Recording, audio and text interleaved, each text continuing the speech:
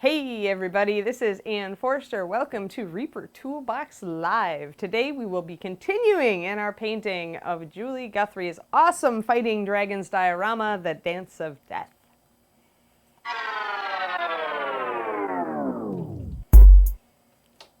Well, hey, here I am, and I totally forgot to grab the brush I needed. So I'm going to reach over here and grab the brush I need, I think. Right? Yes, this is the brush I need. Hi everybody, how are you guys today? Good afternoon, Herrick. Here we are with Dragon. I thought I would do something super special today that I hadn't been planning on doing, but it occurred to me that I could do it, which is to show you guys how to make dragon scales look shiny. I thought I might do it on these guys up here because they kind of have they're kind of cut. Like they've got definitely, you can kind of see it on the camera, like there's definitely a lighter area catching the light on the top of each of these rows of scales, and then it's dark underneath where the shadow goes. That's actually really easy to turn into shiny scales. It's easy to do an NMM type effect on those, so I thought I'd try that. Warm and sunny, yes it is outside. I kind of wish it was rainy and windy here. It's been very warm and humid here in Texas. My walks have been like sauna walks. All right, let's see. I think I was going to do it. Maybe I was going to do purple up there. I'm going to do green, I think, for this guy. So, okay, so when you're blocking in shiny things, you kind of want to remind yourself that the top of every scale will be shiny. We're going to paint it all the way across, and then I'm going to reline the scales. This is kind of a trick you can use if you're trying to paint an entire surface with an effect. It actually works very well on hair as well. I think I want to move my palette over here so I'm not constantly getting in the way of you guys. There we go. So it works on hair also, but you can essentially paint a surface, even though it's got textures like these scales, you can paint it like cloth. You can just kind of block it in. So it kind of reminds you where the lighter areas are going to be as opposed to the darker areas. And it looks clumsy at first, but then you go in and you kind of tune it. And it's kind of nice that it's clumsy because you don't have to overthink it too much. So I'm just kind of looking at where the highlights are falling and I'm blocking that in, because that'll be the start of my shiny, shiny area. And then I'll go back with my black and I'll just line around the scales once I've got kind of the effect I want. But you guys can kind of see that even doing that kind of sets up this area, right? It's already kind of starting to look kind of shiny, which is pretty awesome. I'm going to just outline those scales just a little bit. I could actually do it with a slightly darker green, go right back to my swamp green. To remind y'all, the colors we are working with are 9175 swamp green, which is one of my favorite dark olive greens. And it's highlighted by adding in a little bit of 9144 creamy ivory. So I'm going to grab my black, which I've thinned down. One of the only times you will see me using pure black, by the way, is when I'm painting a black dragon. I don't often use pure black. I tend to use close to black. Like I tend to use walnut a lot, or nightmare black if I'm looking for a very blue black, or blue liner is one of my favorites to use as a black stand-in. The key thing about using non-black blacks, yes, I said that, is that as long as nothing else on the model is actually painted pure black, a close to black color will read as black. No problem. There we go. Let's see. So I'm adding in my little lines there to break up the scales again once I've got my highlight blocked in. And the highlight is going to go brighter. And there's going to be more going on with these scales to make them look shiny. Oh, did I miss? That's a really weird, I see, that's a weird scale. The texture is a little bit weird there. I'll have to fix that. Sometimes you do a miss brush stroke and then you kind of go, darn it, and you fix it. Or maybe if you're not in public camera, you say something a little stronger than darn it, depending on how bad your blorf is. And yes, blorf is a technical term. All right. Let's see here. All right. That'll be a good start, I think. So let's think about why the top of each scale is going to be light green. I am actually going to keep most of the underside here dark green, and I'm probably going to mitigate this lighter part just a little bit. But really I'm looking at where does the light fall. And since I'm working with green and purple scales, instead of just highlighting the edges of each one, which tends to be pretty standard, instead I'm looking at them as a mass volume, like each row of scales. So what I'm going to do is I am still going to highlight the edges, but I'm going to think about where light is falling. And it's not going to be the outer edge of the scale. It's going to be, the dragon is actually positioned this way when he's fighting. You can see him up here. Let's switch to face cam for a second, would you, Justin?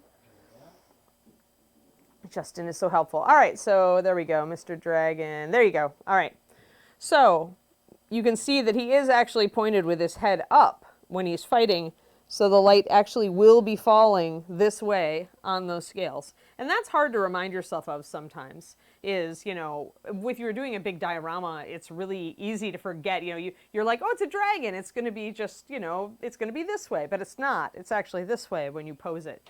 So every once in a while, if you're trying to get a realistic effect on your dragons, which, you know, you're like, realistic, it's a dragon, but still, especially if you're trying to do something with lighting or with a glowing light, like say the dragon up there is starting to breathe fire and you want like the face of this dragon to be lighter, so you have to remember where that light is coming from. You can switch back to dragon cam. Thank you. I'm just going to call it face cam and dragon cam. That's right. All right, so I mixed a version of swamp green with a lot more creamy ivory in it and some pure white. And now I'm going to kind of just, and I'm not going to do kind of a blended stroke yet. I kind of want to map this out, see how it looks.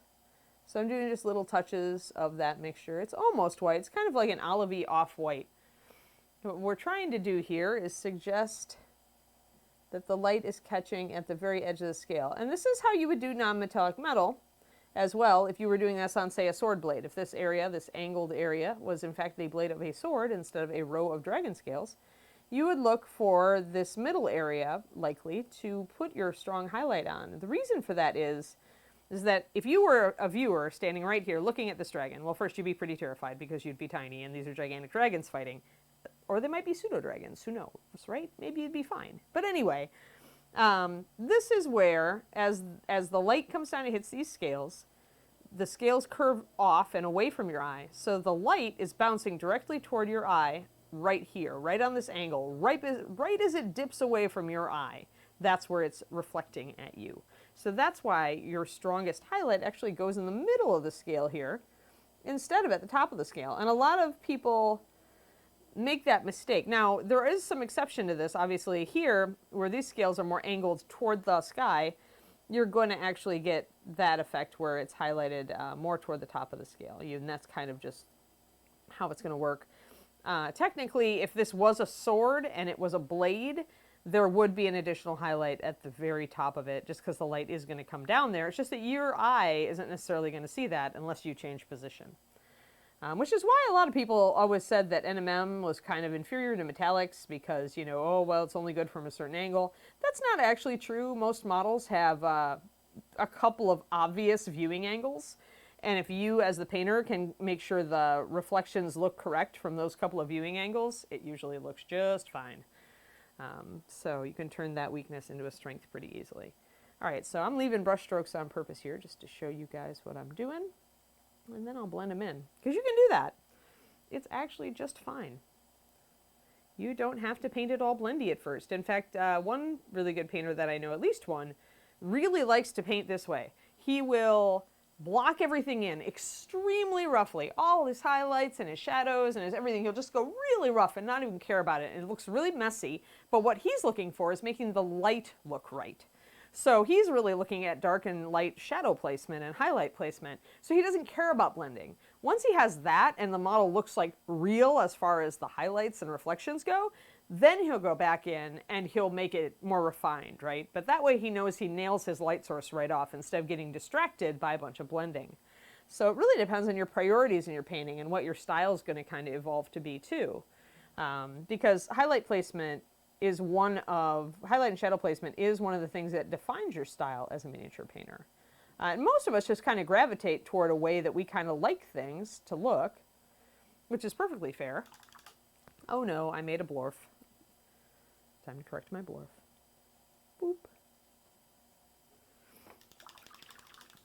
So right now I've grabbed a color that's halfway between my first olivey green and my edge highlight olivey green, and I'm just using that to blend in with layering these two stages of scale. And I could choose to do a slightly stronger highlight up the edge if I really want to define this break here between the scales. Or I could just leave it as it is and not worry so much about the break between the scales, because what I'm going for is a different appearance, right? I'm more concerned with how this group of scales looks, whether it looks like the lighting is right, whether the dragon looks real in his environment. Now, you can even go kind of crazy and meta with this and think, it's a cloudy day, so I should highlight everything very flat and kind of grayish. You can actually do that. You can convey the idea that it's a rainy day by going very, very grayish with both your shadows and very flat with your highlights. James Gurney, I'm going to mention James Gurney an awful lot because he's really brilliant and awesome. He's the guy who painted and wrote Dinotopia. He has a blog. I think it's Gurney Journey at Blogspot. But if you Google him, you'll find him. But he talks about that in one of his great books. I think it's in Color and Light, which is a book that every miniature painter should own. It's 2D. It's about 2D art, but so much of it. Oh, hi, sibling. So much of it is applicable to miniature painting. So James Gurney, Color and Light. Look it up. I think Rhonda loves that one too. So she would probably heartily endorse that if she were here in chat as well.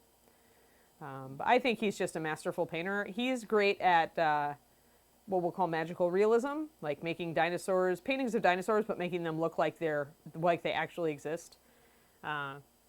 When he paints aliens and such, they look like they're actually real, because he highlights and shades them very naturalistically.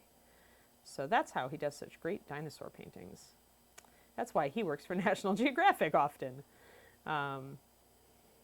But yeah, so Color and Light. And he'll talk about kind of the way that highlights and shadows work under different skies and even at night. Did you know that moonlight is actually kind of greenish? He will talk about that.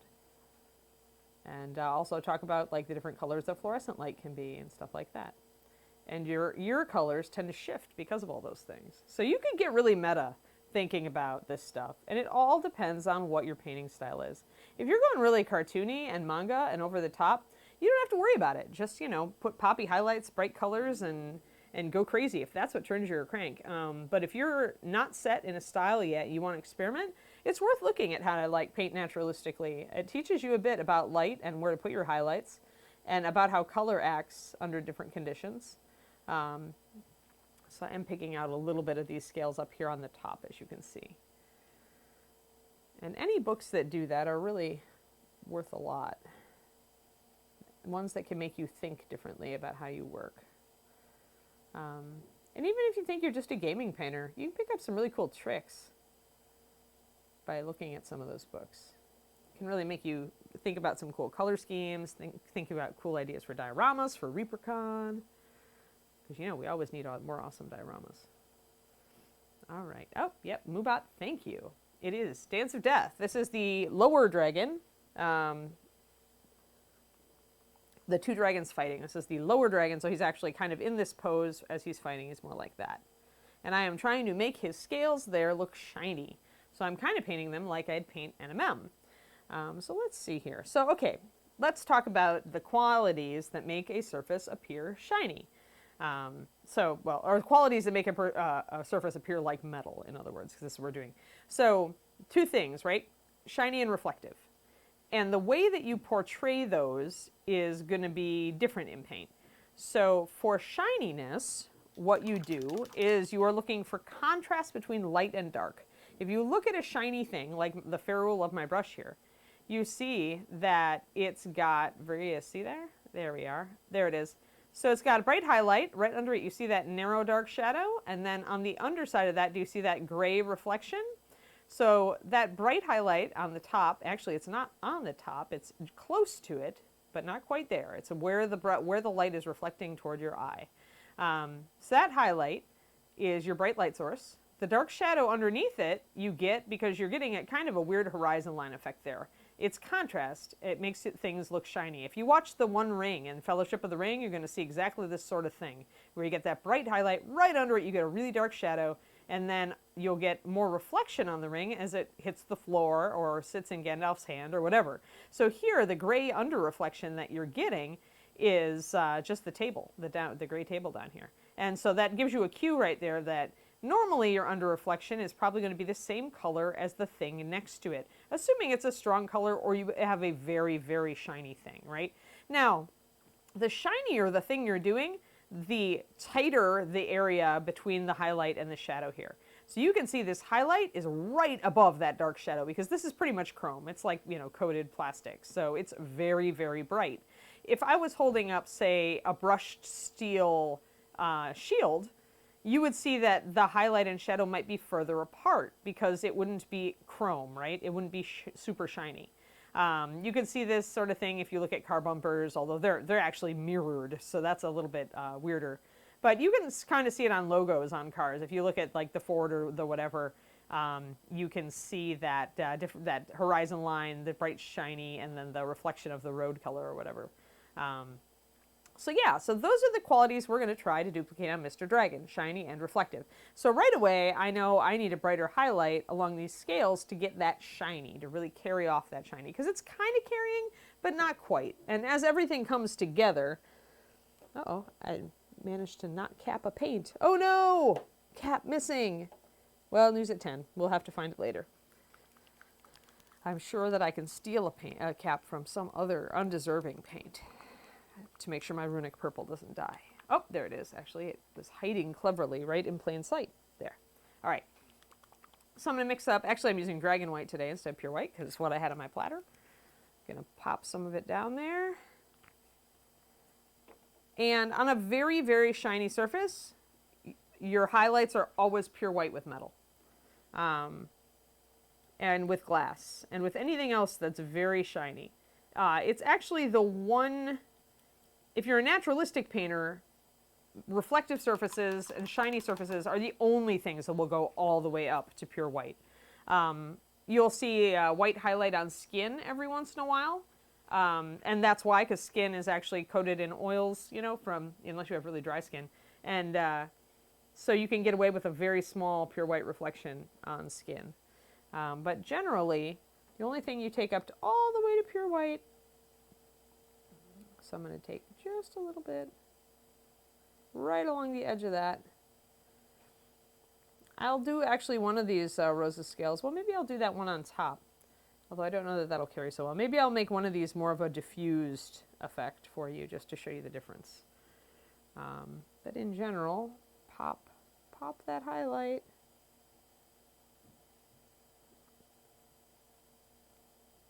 And we'll just add that along the edge of every little scale.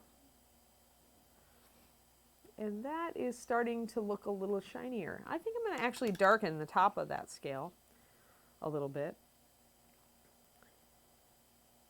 I'll grab some close to pure swamp green. And because it's reading a little flat up there since it's just, you know, totally catching the light. But in reality, it would probably go a little darker as it neared the scale above. At least as it curved away from your eye, it would appear to get darker. And that's just it, is you're creating an appearance. There we are.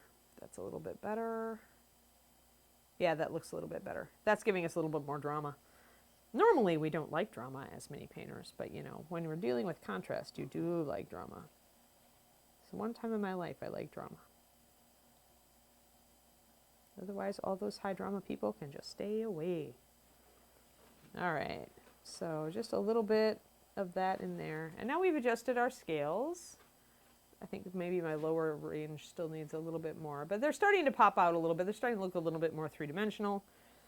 Maybe I'll actually make these blur in a little bit more. I might change those to purple eventually anyway.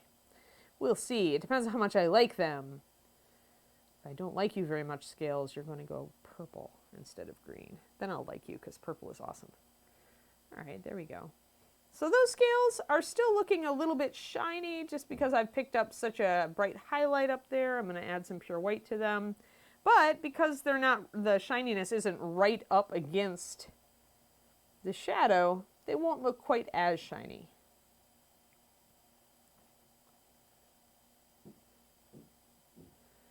So it's all manipulation of what you're doing. There's a little bit more. There's a little bit more. All right, so now they're kind of picking it up. But it almost looks like their edges are just picking up the light. It doesn't so much look like they're not as metallic as these guys down here. All right, so we've got our shiny, I think, at least for now. I'm going to start popping in reflective. So these scales are actually probably going to have a purple reflection because they're right up against these purple scales, aren't they? So let's try that. What we're probably going to end up with is something that looks almost kind of iridescent, which would be awesome. Because when you do that, when you do different colors for highlight and shading, you can get that non-color shift color shift effect.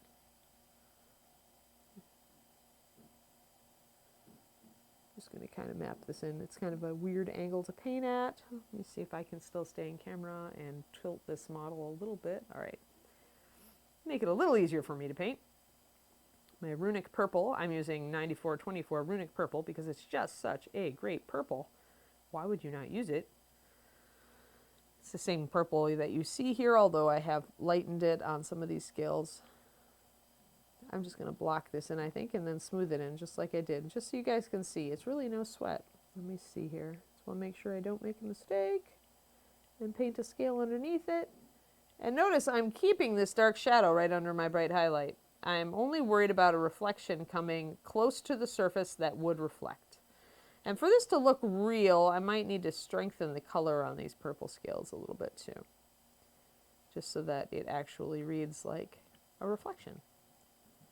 Or maybe I'll take the reflection color that I'm painting on these new scales down a little bit. I'm not sure. This scale actually is up against green, so wrong color, Anne.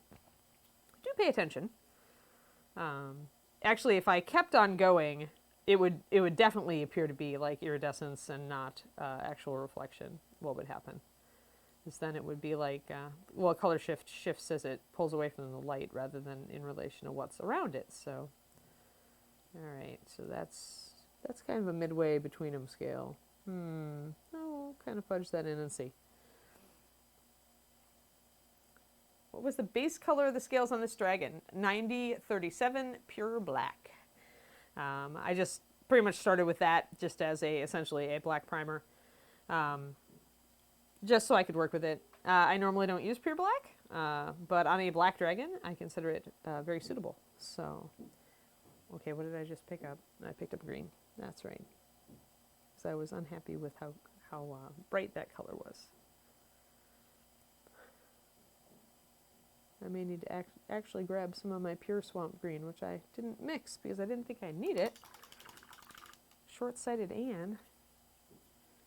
But yeah, for black dragons, one of the few times I will actually start with black. I mean, I guess I could have painted him, if I was going to do blue highlights on him, I could have started with something like Nightmare Black or Black Indigo or something. But in this case, I was doing kind of the classic dragon, even though I'm painting him with a lot of different colors for his highlights. Here we go.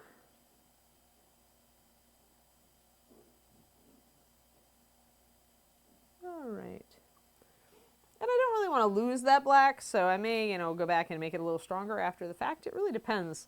What really will depend is does it look like a black dragon still once I have all of this green and purple on him?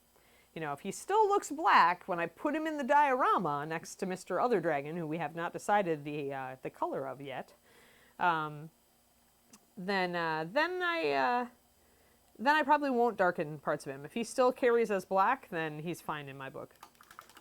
If he doesn't really look black, then I'll have to tweak him a little bit and add a little bit more black to his various scales to try to dial him back a little bit. Dial him black a little bit. Ooh, that's terrible. But yeah, so all right. Now I'm going to blend that in. It's going to be a little bit more difficult to blend in. Got to thin my black paint down a bit. And black likes to cover. This black likes to cover, so it's like going to want to fight me a little. Let's see here. Now this is where I have to actually shift the dragon around so I can get at it from a better angle for my hand. Always keep in mind, folks, when you're trying to do this stuff, if you're trying to build brush control especially, always paint with your brush hand in a comfortable position. This lets you be a lot more accurate, and it lets you build the muscle memory that will give you great brush control. so that when you do need to hit the fine details, you'll be able to. If you're always moving your brush hand around trying to get at aspects of the model instead of just turning the dragon on his silly head and, painting nicely, then it's going to be harder for you to build your brush control because you're not repeating the same motion. So your muscles essentially aren't going to know what motion they're supposed to be repeating, and they'll be all over the place. Also, turning them upside down, it showed me that I didn't actually get to the bottom of that scale. Oh, white pearlescent on your Conjura. That's got to be awesome. Or did it go bad, Greek? Tell me it didn't go bad. Tell me it looked awesome. Because that does sound like, okay, like a white pearlescent Conjura sounds pretty awesome in my book. Maybe I'm just weird that way. But sometimes those things can work. I'm going to actually take my runic purple plus white, and I'm going to actually hit the very bottom of each of these scales right up against their underlying purple scale to try to carry the illusion that light is bouncing right off of those purple scales onto these. And since the dragon is upside down, I can actually get at this a lot easier and hopefully bring out that effect a lot easier. You can see that the purple underside of that scale now stands out a bit more. Freaked out, but a neat effect. Wasn't the look you were going for. Well, obviously now you need a second Conjura. I mean, that's the obvious, right? That you need a partner. You can keep painting over it. Yes, this is true. Especially if you use thin paint, you can paint over that sucker so many times without losing any detail. The big bones are great that way since the detail is so very large. I'm sad that your white pearlescent it was deemed an unhappy accident, though, because, white pearlescent Conjura for the win. But yes, I respect that it was not the look you were going for, so you are not going to just go with it. Maybe at some point in the future you'll find a use for that appearance. Could make a pretty cool, like, maybe white dragon effect, or storm dragon, lightning dragon. Who knows? Some weird dragon variant. All right, that's working, I think. I'm just strengthening my my underside reflection there a bit, making it just a little stronger so that it actually shows up, since I'm leaving since this is where the scale is kind of going away from your eye, so I do want it to be there. There we go. Well, we'll go with that. We'll see how it looks. Oh, I guess I could also get the next row of scales. Since I'm down here, since Mr. Dragon is upside down, he's very unhappy about it, but he's just going to have to deal. I kind of think that looks pretty awesome, so I'm going to keep going on it and see what I can do. So let's grab more of our runic purple and hit this second row of scales real quick, since we're at a good angle for it. Otherwise, I'd turn him around and go, oh no, it's no longer nice and easy for me to hit these scales. What's wrong? Oh, I forgot. So yeah, so get our purple on there. Just a little bit. And it could be that I've gotten too strong with this purple. It could be that I need to introduce some green maybe on the other side of that reflection. Because they may start carrying as two-tone scales. I have to be careful about that. Not that two-tone scales are a bad thing, but as you say, it wasn't the effect I was going for.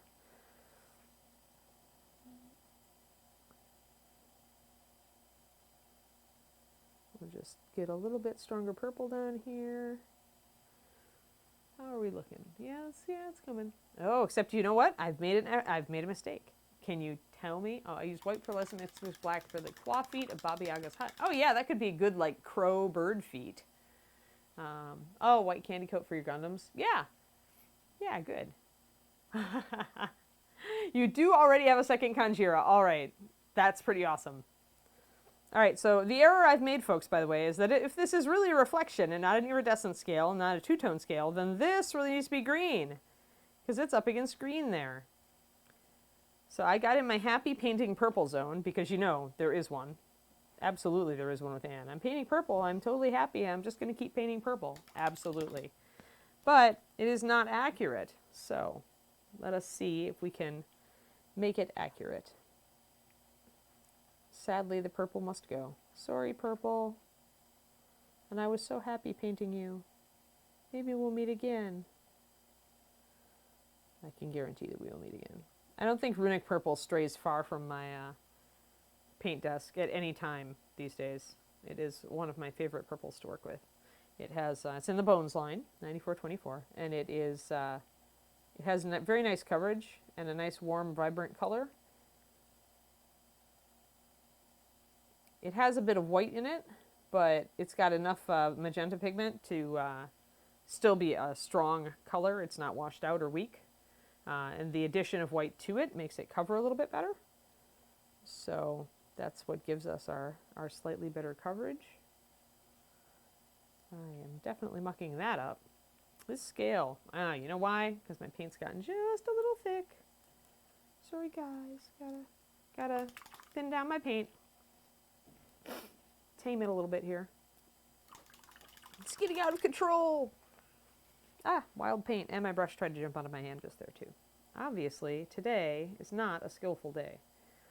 There are just some days where you wake up and you're just like, today, don't know about you.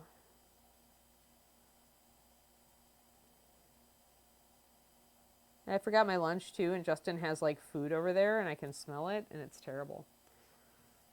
It's like... I'm hungry too, it's fine. He also hasn't had lunch yet. It's fine. I'm also hungry. If you hear our stomachs growling, like, then you'll know. You'll know that we have foregone lunch, at least temporarily, in order to entertain you. And maybe to teach you a thing or two. So, all right, so I've got my green down there. It's still not... Now, when you're bringing up an under reflection, remember, even on a really shiny surface, unless you've got it over something white. Actually, I wonder if I can demonstrate that. Come here, palette. You're white. Let's see if I can get it to do... All right, even there. There we are.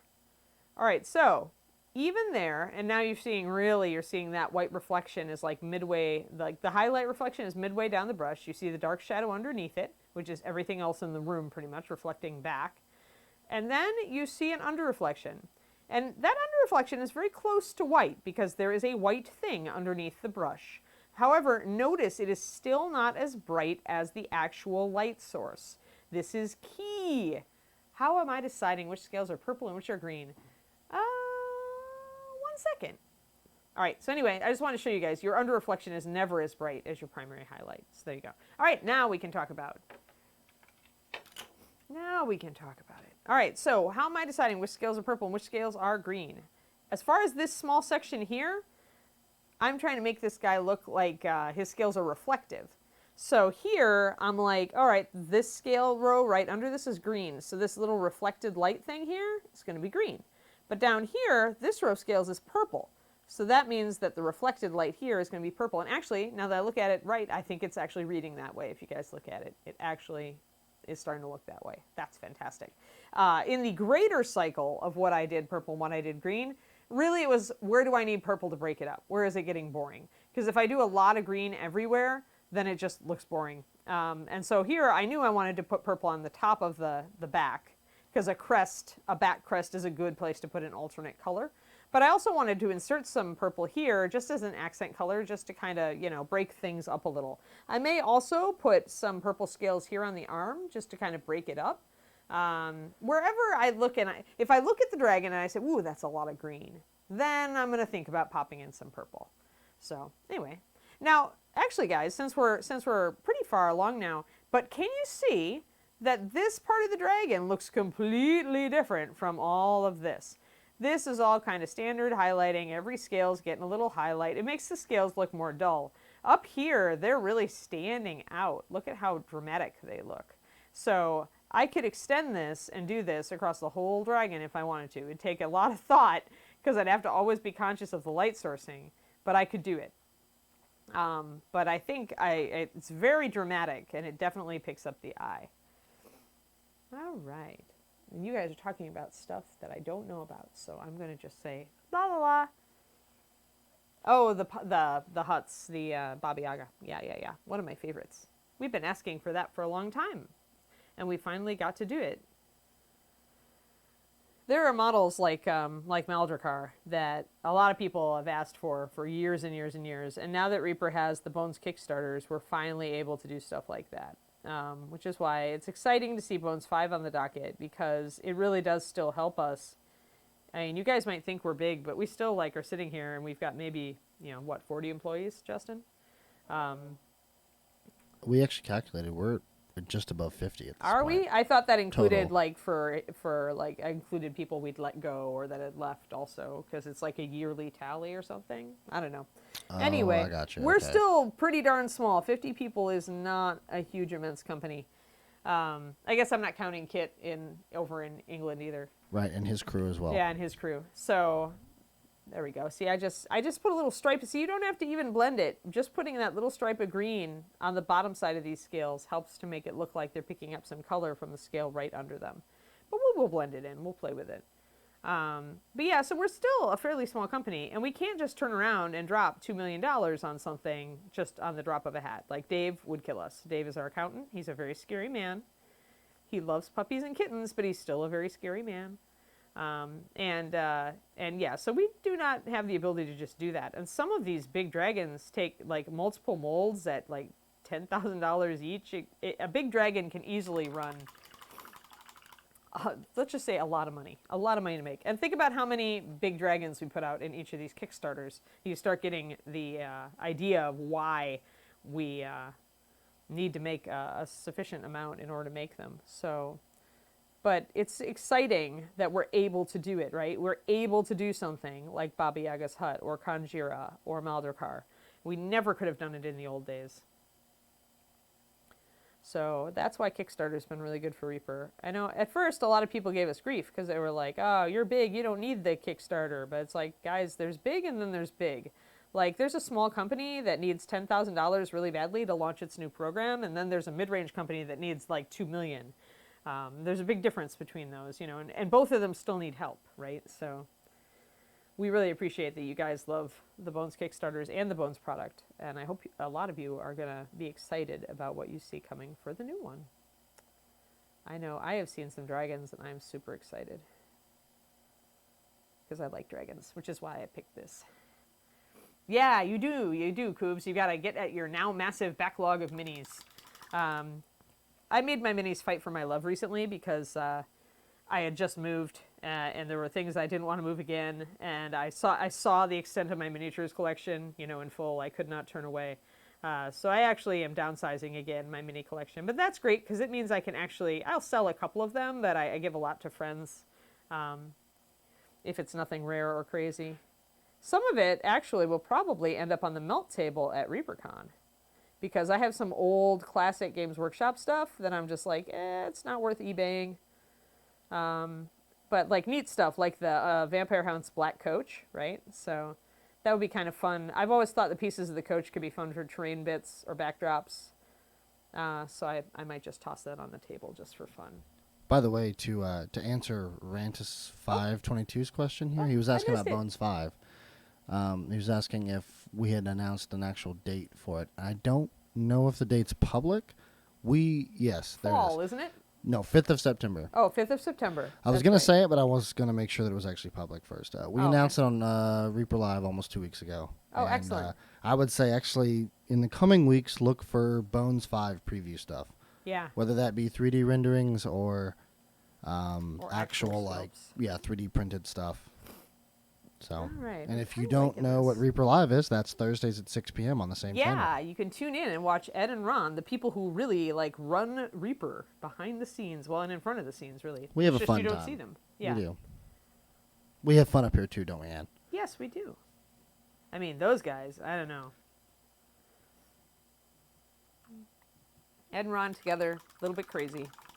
But you should ask them, actually. You know what you should do? Here you go, guys. So if you tune in to Reaper Live on Thursday night at 6 p.m. Central, you should ask Ed to tell his favorite, oldest Reaper story. Because Ed has so many stories about the beginning of Reaper and crazy things that happened.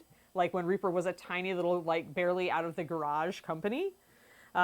We had some very scary employees and there was some crazy stuff that went down, and Ed is hilarious. when he gets on stories about Reaper when it was a baby, or the industry when he started in it. You know, things that he came up with that other people are now doing all the time. So yeah, Ed has some great stories. So you guys should totally hit him up. Usually you only get to hear them if he goes to a convention and you buttonhole him, but you know, you have him pinned down on Reaper Live, so you should totally write in and give him an excuse to talk about the old days, because it's cool. He has some really funny stuff.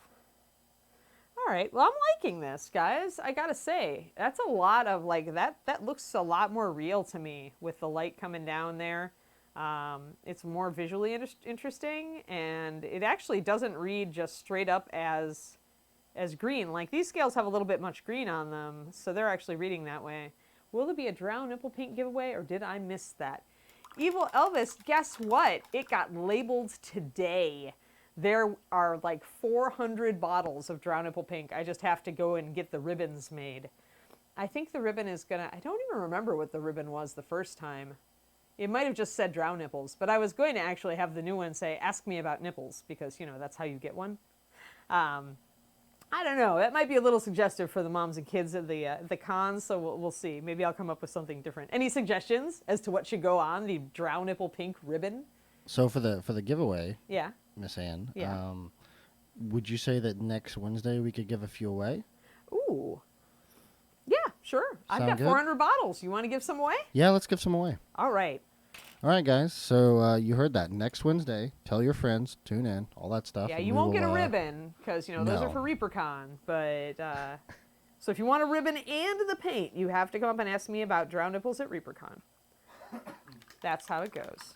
But if you want some Drow nipple pink, boy, do I have Drow nipple pink. In fact, I could have brought some up to use on this dragon. Maybe I should have done that. You could just call it boobs, Silverthorn. Well, but it's more specific than that. See, this is kind of an in-joke, too. A lot of this stuff is kind of an in-joke, because in the paint department, we deal with nipples all day, right? We put them onto bottles. And so there are lots of nipple jokes in the paint department, or there have been in the past. So that's part of why Drow nipple pink is such an awesome color. I'm almost positive that the ribbon was legendary. Oh, it could have been. It could have been. Or urban legend, actually, may have been it. Because it was the first urban legend paint. I have some purple, so I'm just highlighting these scales, by the way. So yeah, I think you're right. Legendary might have been it. Cool. Can't make it to ReaperCon, so you'd be happy if a giveaway was on here. All right, cool. Maybe we'll give one away every 10 minutes. What do you think, Justin? Every 10 or 15 minutes? Sure. We can do that. That's fine. We can give away several. That way, almost all of our regular viewers might get a bottle. Yeah. I don't know if Ed wants to run up that much postage, but yeah. I mean, it's one bottle of paint. Yeah, it's not bad. It's not bad. We aren't breaking the bank on that. All right, cool. Well, cool. I think, guys, those scales actually look shiny. Now the question is, how would I duplicate this on all of these other scales? And it's kind of hard, because in order to get this effect, you really have to paint in a mass, right? You can't just paint like each scale individually. You kind of have to think about, and if I really think about it, almost this whole area is kind of tilted up. So I really would only get the bright color right on the edge of the scale. Maybe I'll try it. Maybe we'll try it. Why not, right? I like that so much. I'm willing to mess up the job I already did and just paint over it. That's how you know that you're serious about making something look awesome. So let me grab my gigantic brush of doom, which is my number 2. And I'm just going to grab some of my dark green, my swamp green here. A little bit lighter than swamp green. I want that color, I think. Because it's kind of, the thing is that these scales here, if I really look at them, these scales are in shadow behind the head so that they can stay dark. But as they come out, they're probably going to start with a dark green, and they're going to like get a little lighter here at the shoulder. So I have to think about how the light's going to hit this area. So let's say I want to start really black, and I want to blend. And I'm going to wet blend, actually, because I can, right? I want a quick blend together, and then I'm going to refine the scales. So I started with my swamp green. Oops. And now I'm going to bring this swampy green down to here. Oh, I've got a little bit dark there. That's a little better. Let's see. And so it's probably going to start getting a little bit lighter here because it's standing out more. And that kind of ties in with having this area be brighter. So I can mock that in. And once again, I'm just going to en masse coat that area. And then I'll go in and separate the scales, make it a little bit more visually interesting. Probably our lightest color is going to be right around here. Just looking at where it would catch the light and then kind of drop away from your eye. Let's see, so probably right around there. And then it's going to go dark again because it gets more vertical here, which means that if you're standing like right here looking there, here's the area where it's going to bounce at your eye and then it's going to drop. And if I want the dragon to be really shadowy, that means I want to go back to black from there.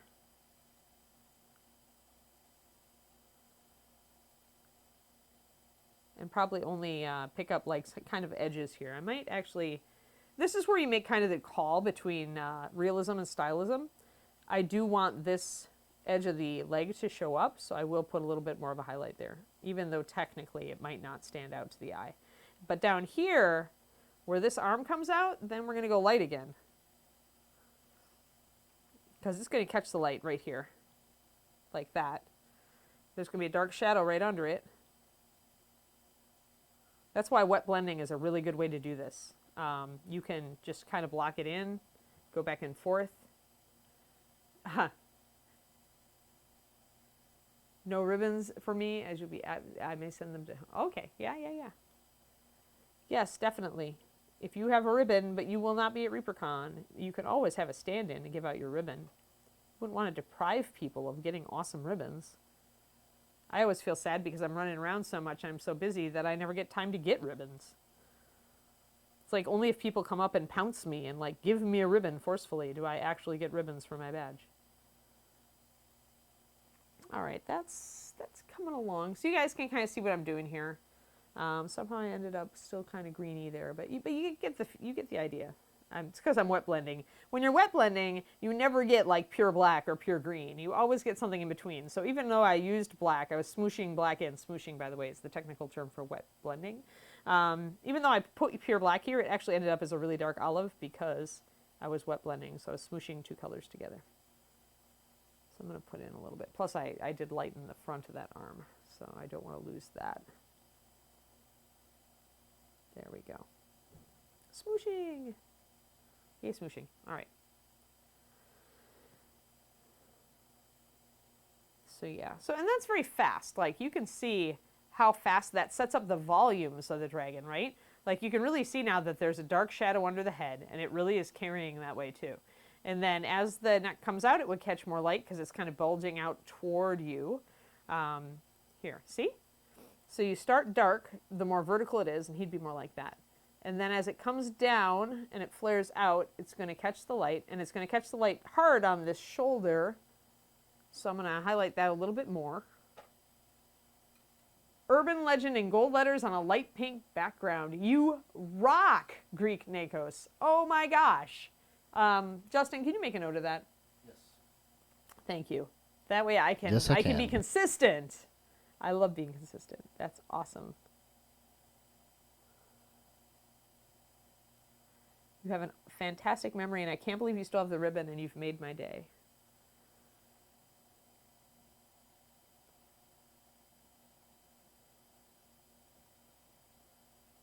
There we go. So that's coming up. I want that to come up and really catch the light where it's coming out over this arm. And then I want it to go back kind of down, tone it down pretty quick. Maybe I need to glaze. Be careful when you glaze with a lot of water over bones, by the way. If you've only done like a coat or two and your bottom coat isn't all the way dry, it can sometimes strip up the paint a little bit. Should be fine on multiple coats like this. Just trying to get that shoulder to read right. I may have lost it a little bit. I'll go back and forth with my smooshing often, just trying to make it look the way I think it should look. There we go, it's a little bit better.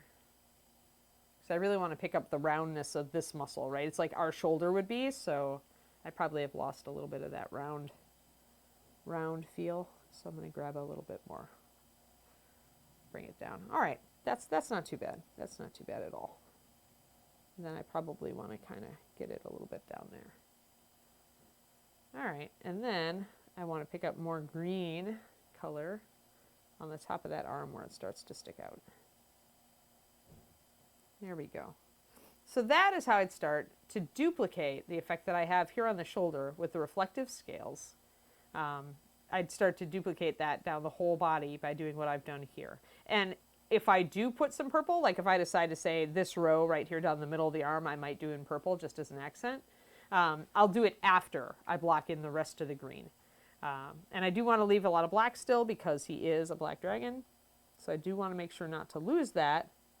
So as I tune individual scales, I may bring the black in more. Let's see here. I want to kind of grab a little bit more green here to blend that in. What blending is great for doing this sort of thing on a big model. If you don't have an airbrush or you're not sure how to use one, use a big brush if you got a big model. This is a number 2. The number 2 Reaper is fine with this. I'm using a Da Vinci because I am a Da Vinci girl. I really love their brushes. But you do not have to use a Da Vinci for something as simple as wet blending. Use just about anything. I do find that a sable is still a good idea though, because it just holds the paint a little bit better, blends it a little bit better.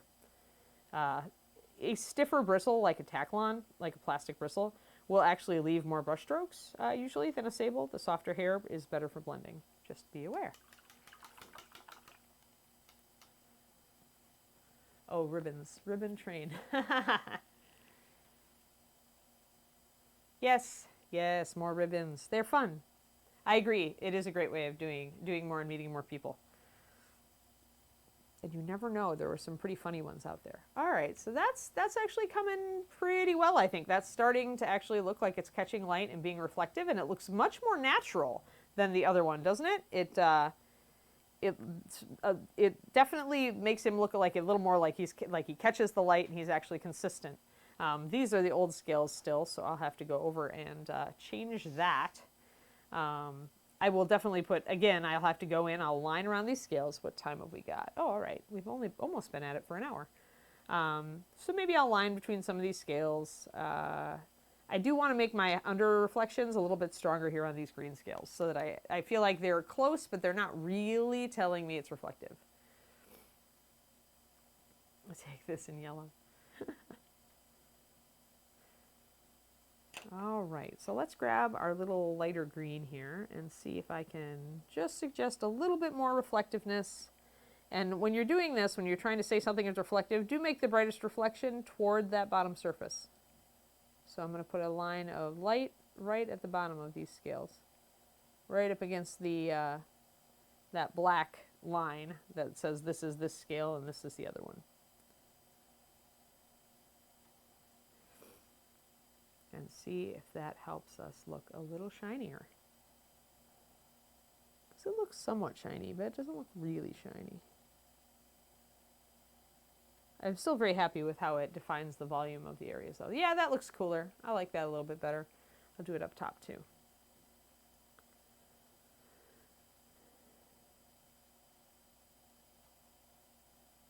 Just a little bit of a line of lighter color at the bottom of each scale where it would pick up light from the scale underneath it. There we go. We have some serious reflection. I'll do that with the purple on the bottom one too. I'm going to bring it up actually really light. I'm going to mix a tiny bit of runic purple with quite a bit of white to get a lighter pinky purple. Technical term, of course. And I'll turn him upside down, so once again, so you can get a better angle and keep a natural brush stroke.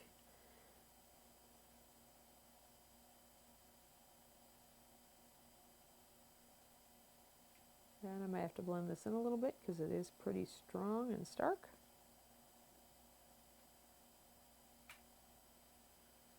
But you see how that really makes the scale stand out, right? Because you've got a very bright color now right up against the bottom of that scale where it's dark. And it does tend to imply a bit of reflection. I'll turn it right back up in a second. I'm going to grab a darker purple and blend it in just a little bit because I don't like quite how harsh that line is.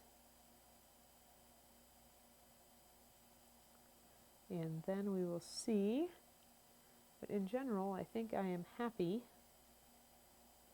with how this take on scales is going. There. All right, Dragon. How you doing? Yeah, I like him. I like that. All right, I'm going to keep playing with that, I think. All right, I'm going to actually give you guys a tip for building brush control here. Back to lurk mode. You know Ken has.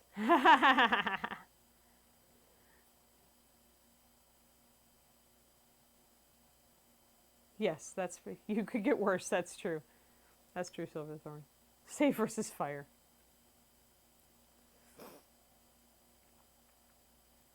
Or you could do like, save versus lightning or save versus, you could change up your attack form, thus implying that you have more than one hazardous profession.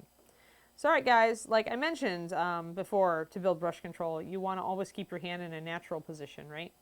So you always want to be able to kind of paint in a relaxed hand. Like the minute you see your hand tense up or you feel like you're kind of awkward, don't do that. You're just not you're not doing yourself any good in building brush control. And building brush control is the name of the game in mini painting, in getting better, especially as a beginner, because you want to be able to hit those eyeballs and belt buckles and crazy little dragon scales and all that fun stuff. So if you can find something that has a repetitive surface, like dragon scales or scaly armor or anything that you can just kind of repeat the same brush stroke again and again and again, spend an evening in front of the TV, relaxedly, or in front of the podcast, relaxedly painting the spaces between your dragon scales, and just relax. Don't hold your breath. Don't freak out. Don't tense up. And just keep your hand relaxed. Move the miniature around instead of moving your brush around, as in don't do this. And just relaxedly, kind of do a warm-up, right? Paint some dragon scales. Paint lines around dragon scales. You can also do this. I think I've told the John Bono story before. But yeah, I had him line a bunch of calves when he first started working for Reaper, and he never forgave me. But panel lines on vehicles are also a great way to do this. Natural hand position, just paint the lines. It is, you might think, boring, but it needs to be done anyway to make the scales stand out. And it's a great way, since there's an end result that is a reward, i.e. being able to hit finer details without as much effort, it is definitely worth trying. You could also do it with terrain if you have something with a lot of flagstones on a floor. And see, it makes his scales stand out better, so that was worth it. Dragon is much happier if his scales stand out. What paint am I using to line? In this case, Burial, I'm actually using just pure black thinned down. I normally use brown liner, but this is a black dragon, so I am working with the pure black for shadows.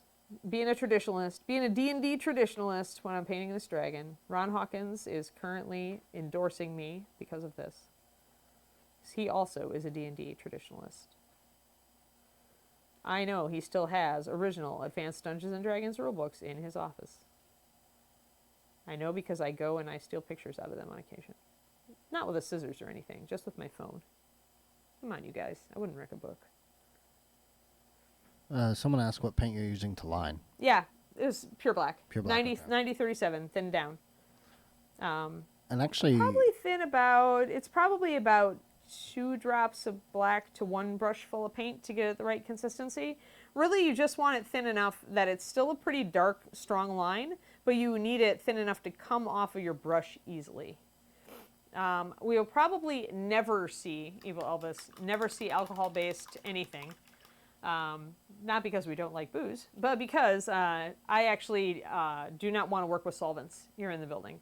Everything is non-toxic. Everything is family-friendly. Everything is usable by a small child without them being in danger. That is actually a very, very long time Reaper philosophy. So, although I recognize that we do have, mostly more mature patrons of our business these days, I also have no interest in starting with solvents because it adds a whole new level of hazardous to my job. As far as what I'm breathing in, and what kind of ventilation system we would need, and things being flammable all of a sudden, stuff like that. So do I feel like it's held us back on paint? Absolutely. Absolutely. On metallics. Because we go for non-toxic and child-friendly and water-based, we are unable to use some of the awesome metallic flakes that are out there. But there are other companies. Secret Weapon comes to mind. Is a company that is not afraid to work with solvents. So maybe bug Justin about it at Secret Weapon. But yeah, there are flakes that I kind of wish we would work with, but I'm not even willing to go there. There's a certain level of toxic that I don't want my job to entail, just for my own, feelings of happiness as a person. I get a little bit paranoid. So I try. What I like to see, and actually I think this is kind of the way the industry is going, if you ask me, but there's more and more emphasis now on being safe, right? Environmentally safe and safe for people. So I do see a trend from paint companies nowadays. They are actually attempting to make a product that is more non-toxic. They're going away from solvents in general. They are trying to create new options and new products that are water-based. That's how we got our Bones Flake. Our new Bones metallic flakes are a new product, different. They are a non-toxic but shinier metallic. So I think that there is a market, growing market out there for that sort of thing, and that we will see new products within that market as they try to create that zero VOC, environmentally friendly, people-friendly solution. And it's why you see a lot of enamels lines not doing as well. Also, it's just, simple cleanup for one thing. Thank you, Avrelina. Started out with artist oils and testers, and yeah, Sigwolf, I am so with you because I also painted, when I was in art school, I totally painted with oils all the time, and if I never smell turpentine again, it will be too soon. So yes, I agree. I know very much so, because AK, I think are they a British company or German? They might be a German company, but they still do a lot with solvents, and I've talked to Seth Amsden about this, who's a very good painter out in California in the Bay Area. And he very much still appreciates the AK stuff and the stuff you can do with solvent-based paint. And there are definitely usages for it that are it's a little bit better at this or that, or it's outright better at this or that. But the price you pay is in the lack of safety. So you really have to know how to use it, and you really, maybe you have to wear a mask. Maybe you just want to, you don't want to inhale that stuff sometimes. So, it's a trade-off, right? And no question that some of it does a better job, especially with things like oil stains and things like that. You can get some really neat effects. But again, I'm always looking at it going, well, okay, so I can't get quite that effect with water-based, but can I get close? Can I get close enough? Then it's like, well, how real does this need to be, or can I get really close enough with my water-based paints? So then it becomes a challenge to try to figure out how to replicate some of those effects without using a solvent. All right. Yeah. Tamiya is a little bit of a weird beast, isn't it? Because that's one of the ones where they want you to use their thinner for their acrylic paints. I suspect it's just that they have a weird pH. I haven't actually gone back and played around with them since I got all knowledgeable in paint chemistry and stuff.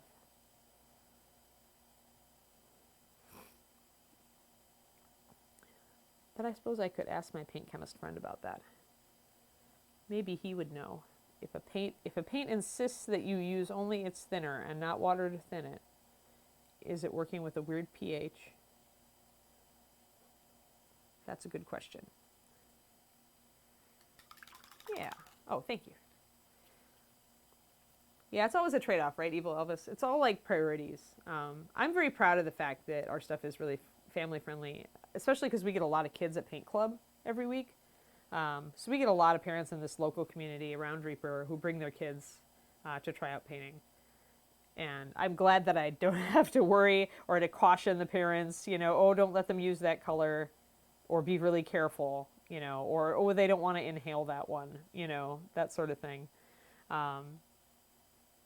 I'm much happier that I can just say, yeah, you know, if they drink it, you should still go to the hospital, but it's not like, you know, it's not fatal. You should never, like, resin is not food grade, guys, but, you know, the child will not instantly keel over something terrible. All right, so yeah, so I just brought up the scales on the shoulder just a little bit. I could bring them up even a little bit more to get more of that look that I'm going for. I kind of am painting all of these scales like the top side of these scales because they're all slanted toward the sky in roughly the same way.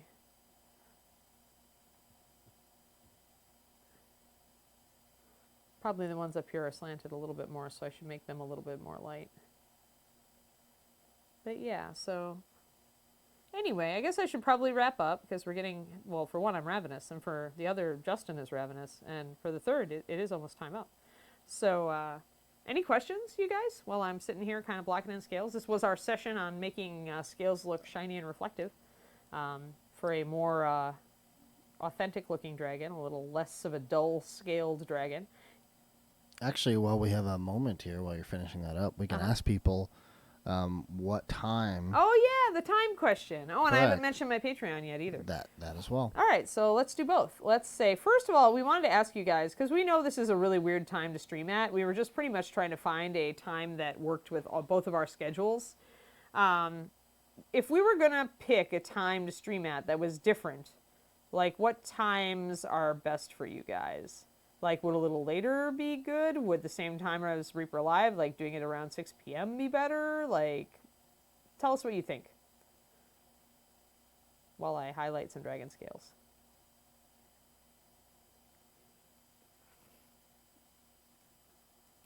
And if you have no opinion, then, well, you can just sit here and watch me highlight dragon scales. I'm okay with that.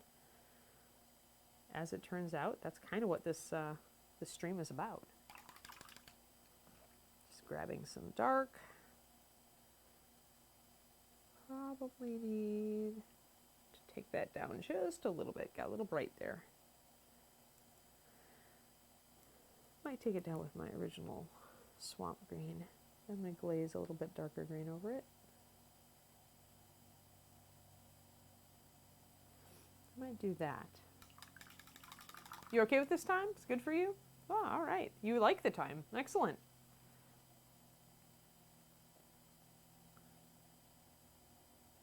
It's a nice break in the middle of your day. Well, if you're in Europe, then this is fantastic timing, frankly.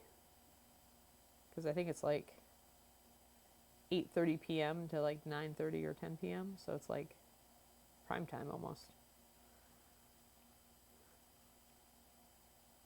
I'm glad that this time works for you guys, because it is a pretty convenient time for me too. When I don't forget my lunch. When I do forget my lunch, then everything is inconvenient. Just doing a little bit of a shiny reflection there. Cooking and kids later this time is good for me. Yeah. Oh, okay, it's early evening where you are. That's cool. Kuranika. That's great.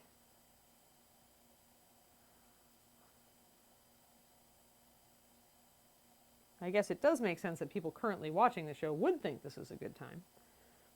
So we may want to also ask on Facebook or something to see if people would watch if it was at a slightly different time. But we can totally keep this time for a while then. All right, I'm just playing, just bringing up more.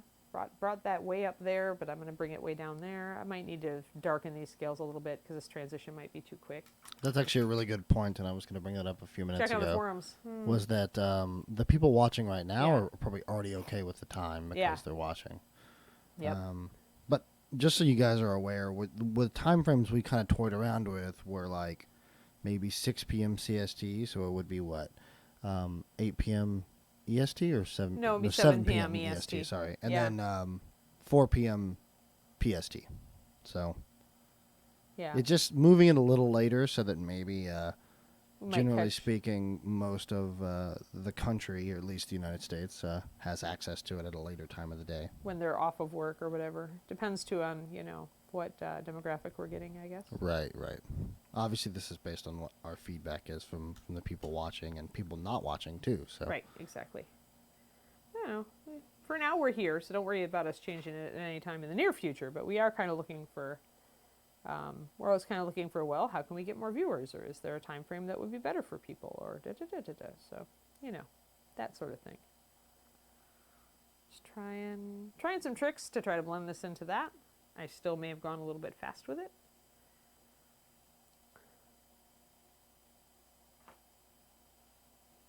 Do probably need to still introduce a fair amount of black to this. I don't know. We'll get to it. The problem is that these scales are so angular that it makes it easy to do this effect. But here it's a little bit harder. So we'll have to see. We'll have to work with it and see what we can do to make this work. It may just mean making an awful lot of his arm black with just a little bit of a shiny reflection.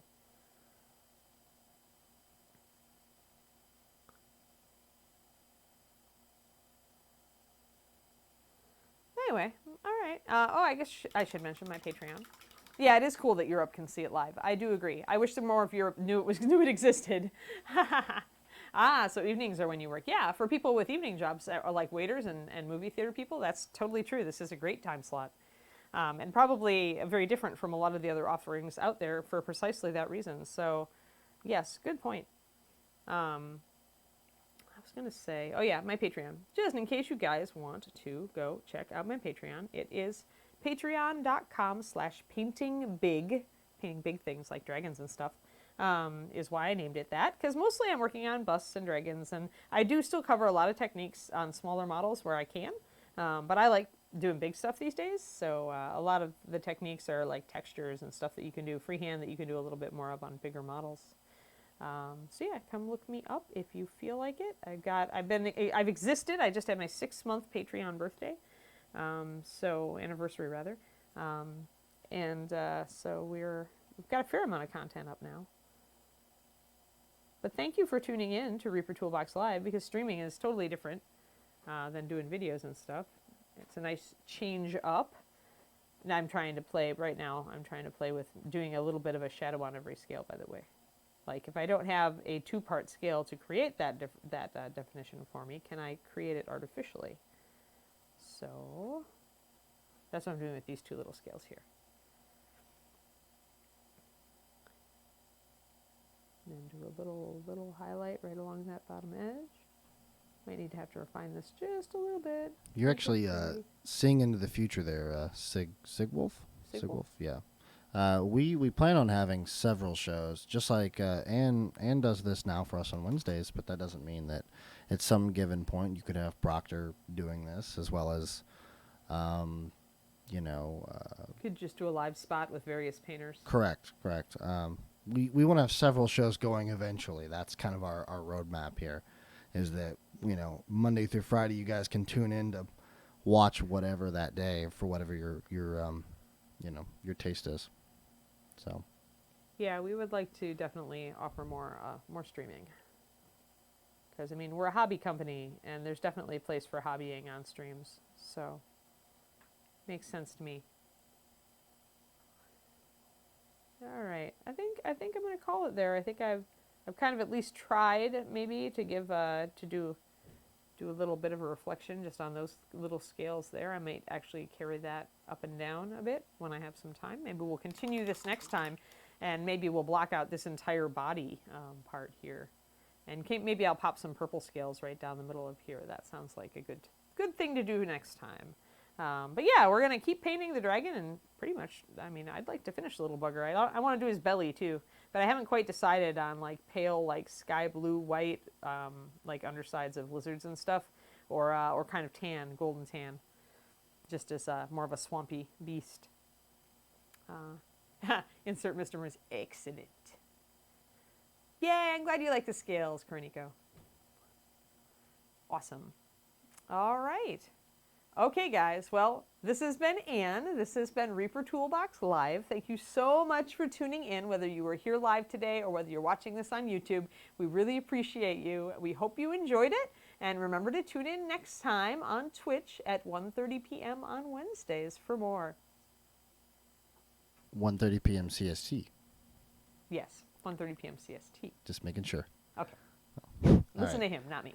See you guys. You guys have a good weekend. You guys do have a good weekend.